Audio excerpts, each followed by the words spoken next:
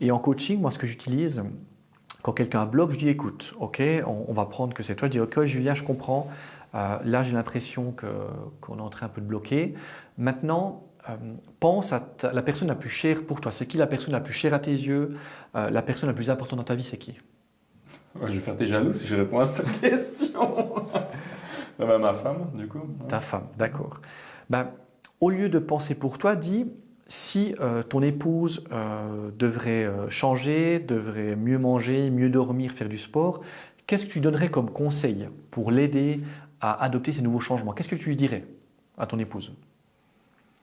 Entraîne-toi 5 fois par semaine, mange comme il faut, bois de l'eau, dors mieux. Donc les réponses, on les a déjà toutes au fond de nous.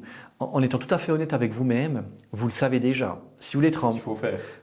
si vous voulez être en meilleure forme physique, mentale, vous savez très bien ce que vous devez faire. Vous le savez au fond de vous. Si vous devez le dire à vos enfants, si vous devez le dire à la personne que vous aimez, qu'est-ce que cette personne devrait faire pour être en meilleure santé? Vous le savez déjà.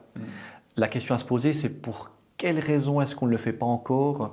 Ou qu'est-ce qui vous empêche de le faire? Et on l'a vu dans ces 3 épisodes avec ces hacks de comment comprendre votre cerveau, qu'il essaie de vous protéger, qui va choisir la facilité, qui va choisir ce qu'il voit et puis ce qui est facile. Si vous savez ça, vous pouvez plus facilement opérer ces changements, je pense, et les faire avec beaucoup moins de friction, beaucoup moins de combat. Et si vous arrivez à moins combattre, naturellement, petit à petit, ça va se mettre en place tout seul.